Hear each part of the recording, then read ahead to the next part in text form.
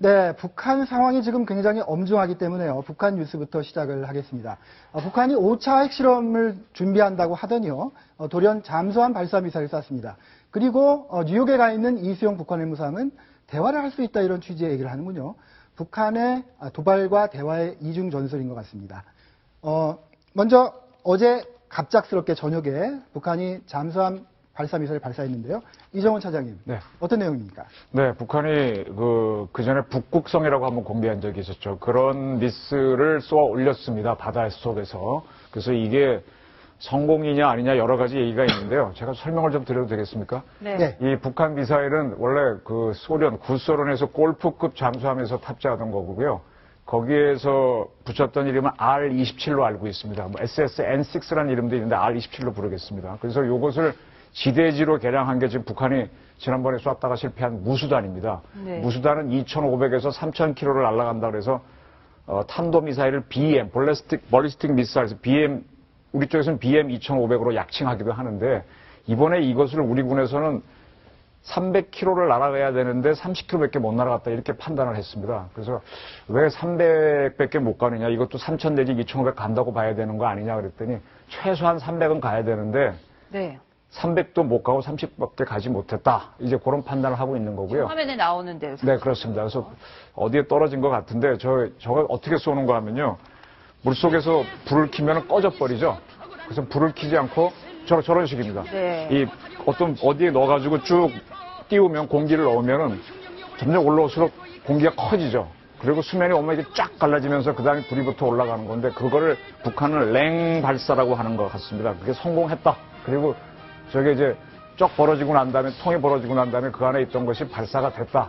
그 30km를 날아갔다. 그리고 굉장히 중요한 거는 작년에 쏜 거는 74도로 갔는데 이번엔 거의 수직으로 올라갔다. 그것이 상당히 의미가 있다고 판단. 네, 발사 지금 그 그래픽에 보고 계십니다만 30km를 날아갔다 그래서요. 네.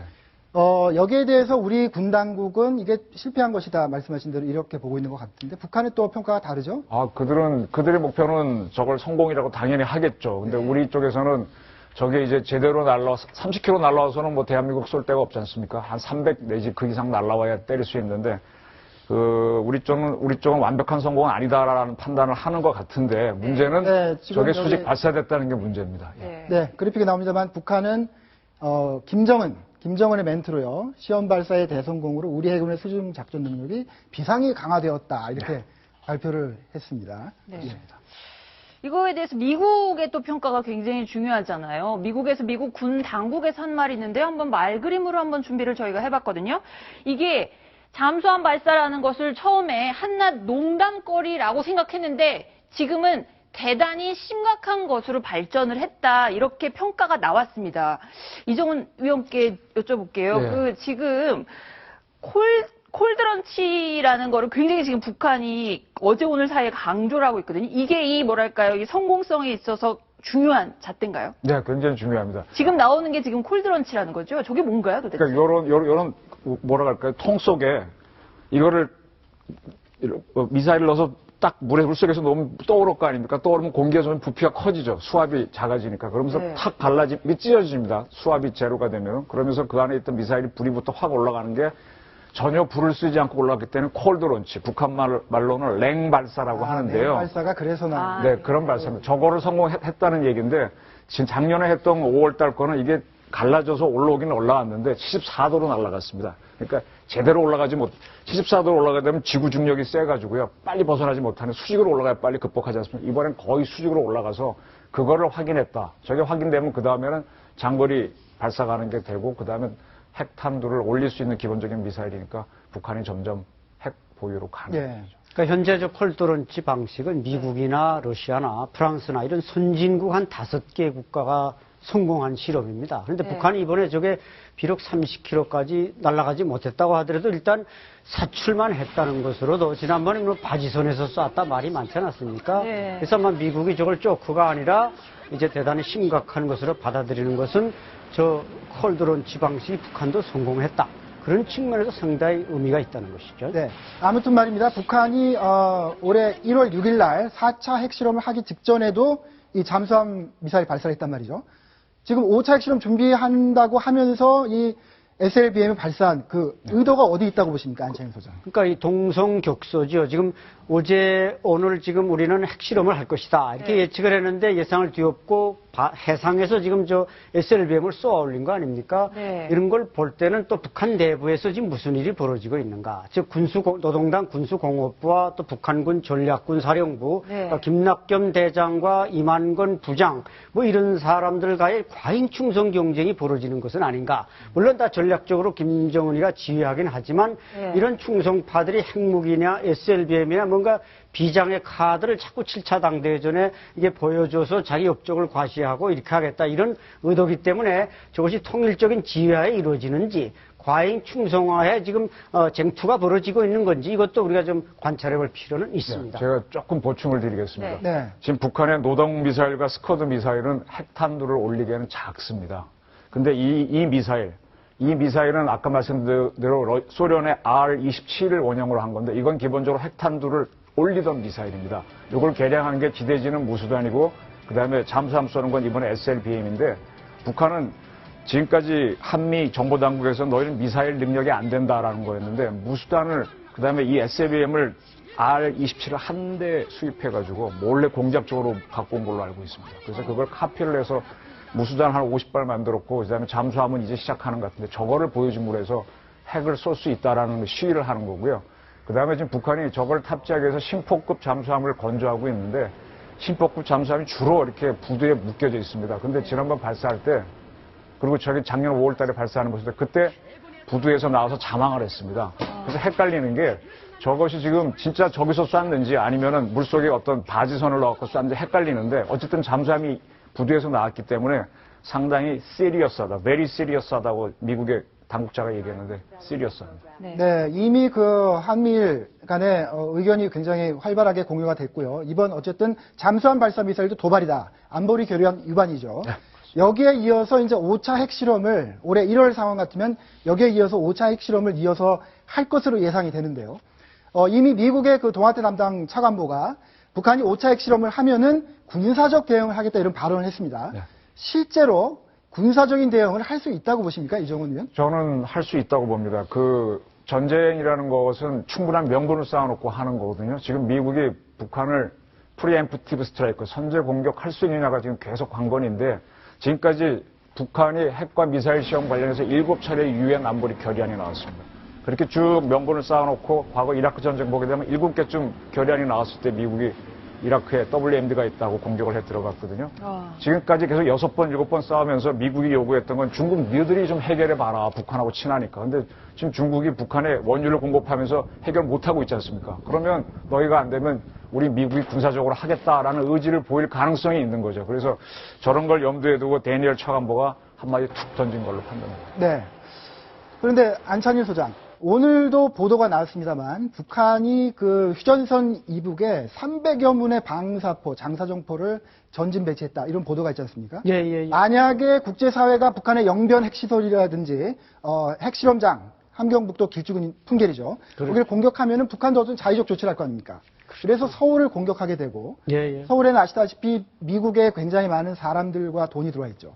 이 문제까지 생각하면은 그 군사적 대응이 이렇게 쉽지는 않겠는데요. 글쎄 그런 물리적인 역학관계가 존재하는데 어쨌든 이제 말씀하신 대로 또 미국이나 중국이나 일본이나 이걸 그냥 5차 핵실험까지 갔는데 그걸 그냥 강 건너 불 보듯이 할 수는 없다는 것이죠. 네. 그래서 북한은 바로 그 점에 대비해서 지금 122mm 방사포를 전진 배치했는데 그러면 서울이나 수도권을 인질로 잡겠다 이런 얘기거든요. 그래서 만에 하나 항공모함이 들어오고 해서 그야말로 서지컬 스트라이크로 영변 핵단지를 우리가 불가사로 만들었다. 그러면 이제 서울을 치겠다. 이런 대응 논리로 지금 맞서고 있는데 어쨌든 또 우리도 K9이나 뭐이나 북한의 방사포가 나와도 그걸 또 대응할 수 있는 수단이 얼마든지 있습니다. 물론 그런 상황이 벌어져서는 안 되겠지만은 네. 이것은 북한이 모험으로 인해서 벌어지는 모든 책임이 북한에 있기 때문에 북한이 전적으로 거기에 대해서 선택권을 가져야하는 것입니다. 네. 지금 북한도 고민이 있습니다. 지금 우리는 계속 미국 문제만 보는데요. 지금 중국 관광객들, 유호커라 그러죠. 그분들이 굉장히 많이 방문하고, 네, 그다음에 중국 유학생들이 수도권에 6만 명이 있습니다. 그래서 수도권을 공격하면 중국 사람들이 상당히 희생되기 때문에 중국이 북한에 대해서 엄청난 압력을 가하고 있거든요. 물론 원유는 공급하지만 따라서 북한이 지금 미국 문제만 보고 우리한테 위협을 가하는데 중국 문제까지 기어들면은 저런 공격은 의외로 하기 힘들어집니다. 네. 백성 변호사님, 네. 그러면 지금 군사적 대응을 할 수가 없다 그러면은 국제사회가 도대체 이 북한의 5차 핵실험 어떻게 막을 수 있을까요? 방안이 이제 뭐가 있을까요? 북한에서 5차 핵실험을 하거나 이렇게 계속 추가로 네. 미사일 발사하면서 도발을 하게 되면 네. 아무래도 유엔 안보리 제재보다 더 강한 제재를 해야 된다는 움직임이 필요하다는 입장인데요. 첫 네. 번째로 이제 세컨더리 보이콧이라고 해서 이제 북한하고 교역하는 국가에 대한 제재를 해야 한다는 취지. 그러니까 세컨더리 보이콧을 확대 적용하자는 게 딱 가장 응답이 높았고요. 네. 그다음에 이제 오일을 포함한 에너지 관련 수출입 전면으로 이제 수출하는 걸 금지하는 방안. 그다음에 식료품과 의약품을 제외한 전면적 경제 제재. 근데 그 외에 이제 뭐 군사적 제재나 뭐 협상 국면으로 급 전환할 수 있다는 입장인데 네. 결국 저 모든 거는 이제 중국의 손에 달려 있는 게 아닌가 생각이 들어요. 네. 세컨더리 보이콧이라고 해도 북한이랑 가장 교육을 많이 하는 곳이 중국인데 네. 중국을 뭐 예를 들어서 미국에서 제재한다거나 이런 거 사실상 좀 불가능한 입장이잖아요. 네. 그러니까 그러니까 기름과 관련해서도 그렇고 결국 중국 당국이 어떤 움직임을 보이느냐 가장 중요한 게 아닌가 생각이 듭니다. 네. 이정훈 위원께 하나 또 궁금한 게 지금 북한의 외교 수장이 지금 뉴욕에 가 있잖아요. 유엔 회의, 지속 가능한 개발 위원 회의라는 데가 있는데 거기서 굉장히 강도 높은 얘기를 하다가 오늘 갑자기 뭐라 그랬냐면 한미 군사훈련을 중단하면 뭐 핵실험을 안 할 수 있다 이런 얘기를 외신과의 인터뷰를 했단 말이에요. 이거는 네. 도대체 어떻게 해석을 그러니까 하는 건가요? 저는 이제 북한이 상당히 심리전 어떤 공작전을 하고 있다고 보이는데요. 네. 먼저 무수단이 지난번 성공했으면 좋았을 겁니다. 실패하니까 바로 지난번 성공을 했던 이번에 SLBM을 이제 성공시키는 모습을 보이면서 그런 분위기 속에서 압박을 가하는 심리전을 이수영이 이렇게 밀고 땡기고 하는 게임을 하는 거죠. 거기에 대해서 지금 AP 기자를 불러서 인터뷰를 했단 말입니다. 지난번에는 또 평양에서 또 북한 당국이 인터뷰한 적이 있었고 그래서 네. 계속 심리전을 가면서 겁을 주면서 뭔가 정국을 자기 유리한 데로 끌고 가면서 뭘 내놔라 이렇게 가는 구도인데 네. 문제는 이거를 저도 꿰뚫어 보지만 미국도 꿰뚫어 보면서 너 유엔 문제로 왔으니 유엔과 관련된 행동하지 말라 하고 콱 찔러버렸죠 이번에. 네. 그래서 뭐 동선을 제한했다 이런 그 얘기까지 얘기입니다. 오후에 있었는데 네. 뭐 40km 네, 유엔 그 본부 유엔 본부 주변에서만 활동하고 그 외에 행동을 하게 되면 목적 외잖아요. 예를 들면 이 친구들 비자 받아왔을 텐데 네. 그 비자 외에 업무를 하게 되면 추방할 수도 있죠. 이 사인을 넣은 건데 이 국제사회에서 미국의 힘이 의외로 강력해서요. 네. 저렇게 해서 만약 저 친구가 계속 떠들 때 추방 조치하면은요. 북한이 예상하지 못한 사태가 벌어지면서 상당히 북한이 코너에 몰릴 수도 있죠. 네. 오히려 또 난리를 치겠죠. 정치적으로는. 그렇군요. 예. 후장우 차장, 네. 이수용 외무상이 뭐 유엔을 지금 돌아다니고 있는데 오늘은 저 반기문 유엔 사무총장과 만나서 악수를 했어요. 그렇습니다. 네, 지금 영상이 나오고 있습니다만, 네. 네.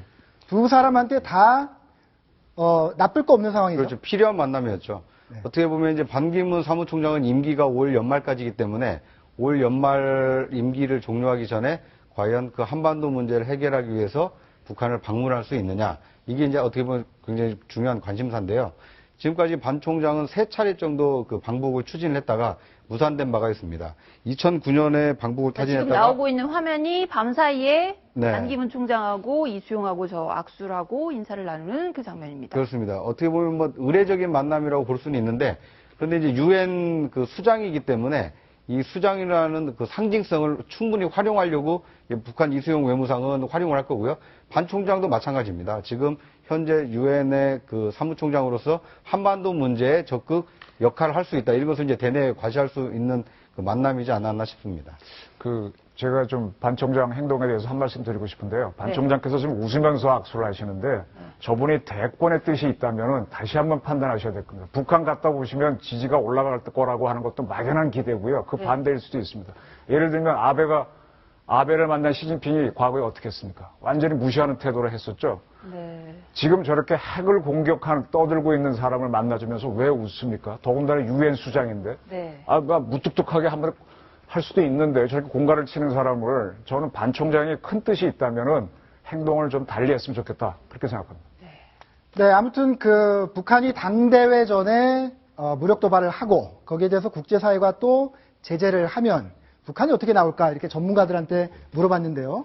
일단 그 뭐 동아일보 부설 저희 화성 평화재단에서 이제 한 설문조사를 보면 일단은 좀 표면적으로 강경하지만 물밑으로 협상을 시도할 가능성이 높다라고 보는 게 가장 높은 설문 나왔고요.